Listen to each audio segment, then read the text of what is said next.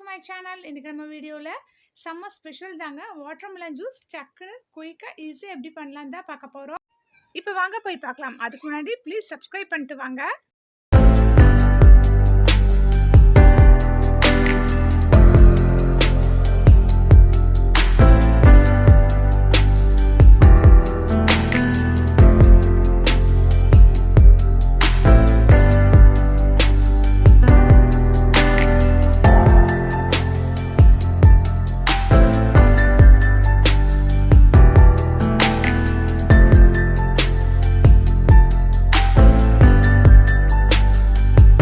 இப்போ நாம் தர்பூசணி பழத்தை எடுத்து அதை ஜூஸ் பண்ண போகிறோம்.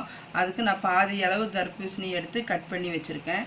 இதில் இருக்கிற கொட்டைகளை எல்லாத்தையுமே ஒன்று ஒன்றா நான் எடுத்துகிட்டு சின்ன சின்ன பீஸாக கட் பண்ணிவிட்டு நான் இப்போ காட்டுறேன் ஜூஸ் போடுறதுக்கு.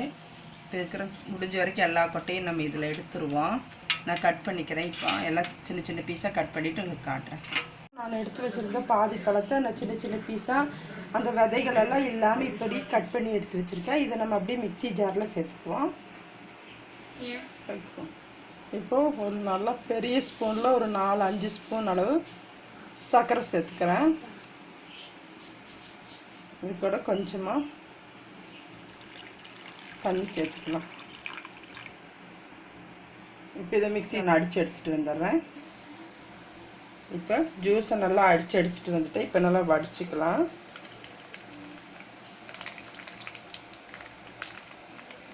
இப்போ வாட்டர்மெலன் ஜூஸுக்கு ஃபஸ்ட்டில் நான் கொஞ்சமாக ஒரு 5 நிமிஷம் போல் சப்ஜா சீடை தண்ணியில் ஊற வச்சுருந்தேன். அதை நான் இதில் சேர்த்துக்கிறேன். தண்ணி தான் எடுத்திருக்கேன். தண்ணியே நல்லா ஜில்லுன்னு இருக்குது. கோசா பழத்தை நல்லா மிக்சியில் அடித்து நல்லா வச்சுருக்கேன்.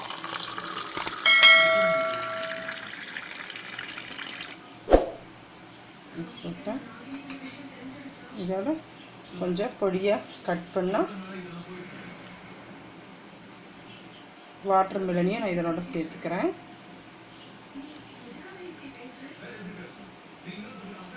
இன்னொரு டம்ளரில் இன்னொரு ஜூஸ் ஊற்றிக்கிறேன். பெப்பர் தூள் சேர்த்துக்கிறேன்.